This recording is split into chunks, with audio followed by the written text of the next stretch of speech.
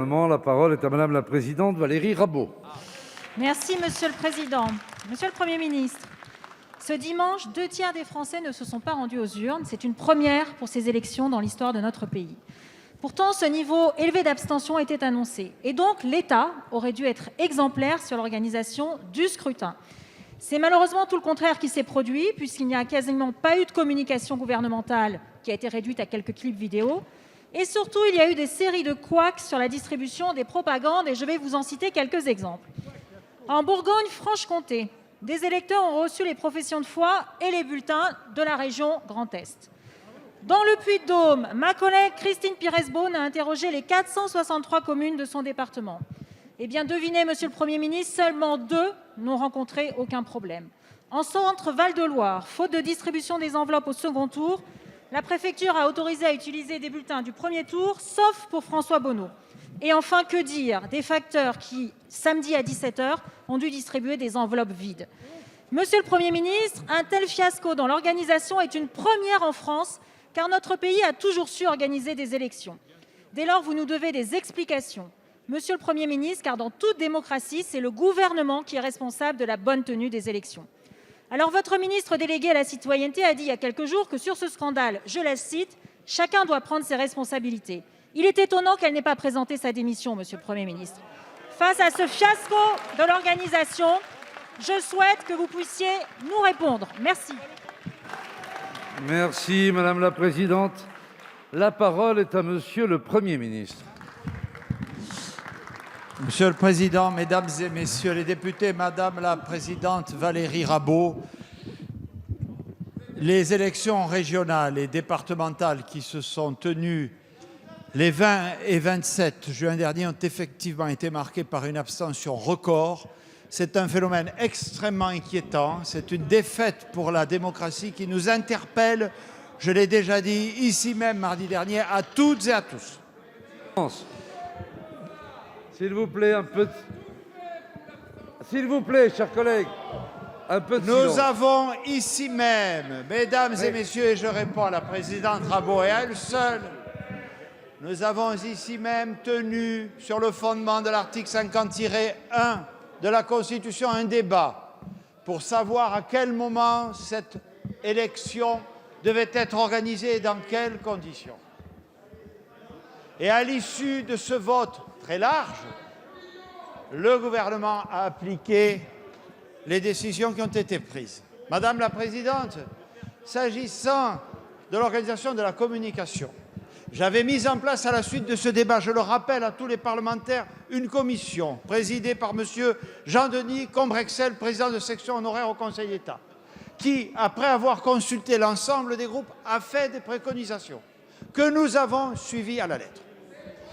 Il y a eu des dysfonctionnements extrêmement graves et préoccupants. Monsieur le Président Abad, demandez à votre collègue d'arrêter de hurler. Dans la distribution de la propagande électorale. Madame la Présidente, vous avez parfaitement raison. Le ministre de l'Intérieur aura l'occasion tout à l'heure, répondra à d'autres questions, de vous dire exactement la nature de ces dysfonctionnements et surtout les suites que nous entendons leur donner. Vous savez très bien qu'ils sont intervenus dans le cadre de l'application d'un marché public pris sur le fondement de la loi. Nous en tirons tous les enseignements. Je fais observer, Monsieur le Président, je fais observer aux députés que pour graves et inadmissibles qu'ils soient, ces dysfonctionnements ne sauraient expliquer le taux historique d'abstention.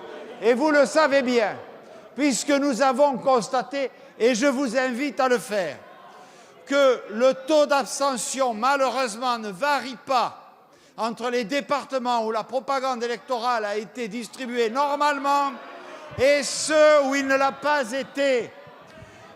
Cela ne constitue évidemment, Madame la Présidente, aucune excuse. Mais je vous rappelle que nous devons agir donc sur les 2 registres. Celui de ces dysfonctionnements dont nous tirons, Monsieur le ministre de l'Intérieur reviendra toutes les conséquences, et celui beaucoup plus large de l'abstention sur laquelle le président de l'Assemblée nationale a pris, vous le savez, une initiative qui reçoit le complet soutien du gouvernement pour qu'ensemble, nous étudions de façon apaisée et transpartisane toutes les causes de ce phénomène démocratique et sociétal. C'est si facile de dire, vous en avez l'habitude, tout est la faute du gouvernement. Ça n'est pas le cas. Et vous le savez bien, c'est tout le monde qui est interpellé par cette abstention, y compris les exécutifs locaux qui n'ont pas su drainer à eux et expliquer l'importance de cette élection. Évidemment, c'est une responsabilité collective. C'est une responsabilité collective et nous devrons réagir collectivement.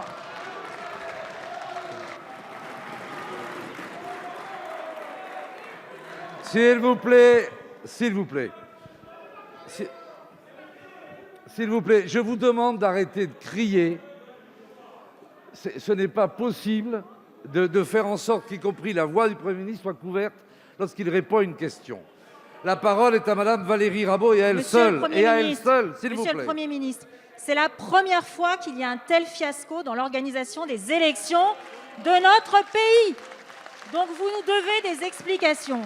Sur l'abstention, je note que depuis 2017, vous installez dans l'État la verticalité, comme si le vote aux élections locales n'avait plus aucune importance.